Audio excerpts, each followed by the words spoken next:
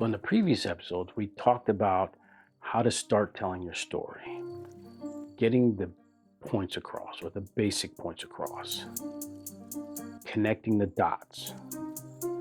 So, in this episode, we're going to start talking about how to begin to tell your story, your biography. I like to keep it simple. I just start at the beginning. So, for example, I was born in Hartford, Connecticut. Lived there till about 3 or 4 years old. And then we moved to Meriden, Connecticut. I lived there till after high school. So, basic information: where was I born and where did I grow up? Now we can go a little deeper, right? Once we have the basics, we can go a little deeper. We lived in a high-rise building, sort of a high-rise building, I guess, in Hartford. And by what I was told, a guy hit on my mom. My dad didn't take kindly to it. Got into it with the guy, got into some fisticuffs, I guess you could say, right?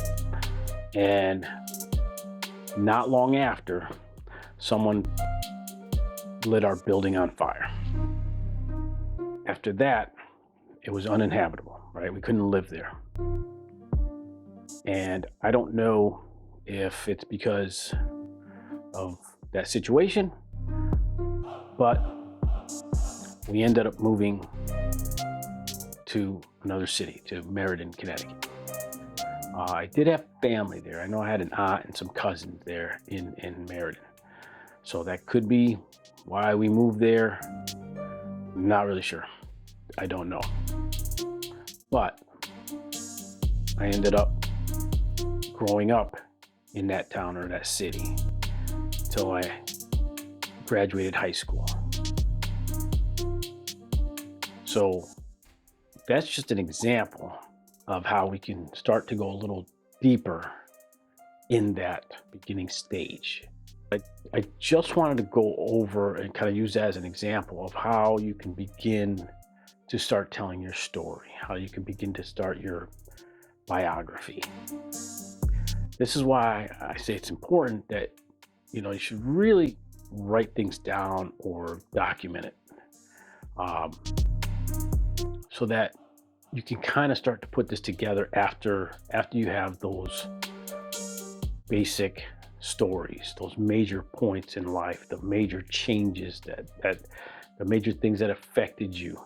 Once you have that in place, then you can start going a little bit deeper, do a deep dive in that. Just start small, start at the beginning and work your way chronologically, right? So from when you're a little kid to when you were getting older, maybe a teenager, young adult, and so on. So that it doesn't become overwhelming for you to think about, how do I tell my story? Where do I begin? Where do I start? So that's a good place to start, is at the beginning. And again, don't make it too confusing. Don't make it too much. Don't try to put too much into that. Just get the points across, and then you can work on that story. And then you'll also find out if it's really relevant. Does it need to be in there? Does it help the story? Does it help information-wise? Does it help tell people who you are and about you, your personality, or how it affected you and why you went in a certain direction? Because ultimately, you're essentially leaving a legacy. And when someone sees this or reads this, you're going to want them to understand what it is your story's about. If you're all over the place, if it doesn't make sense, if it doesn't give reason, then you're gonna lose the reader, or you're gonna lose the viewer. So if you're not sure how to start, just start there, right? Start at the beginning and start basic. You don't have to put this, too many details in there.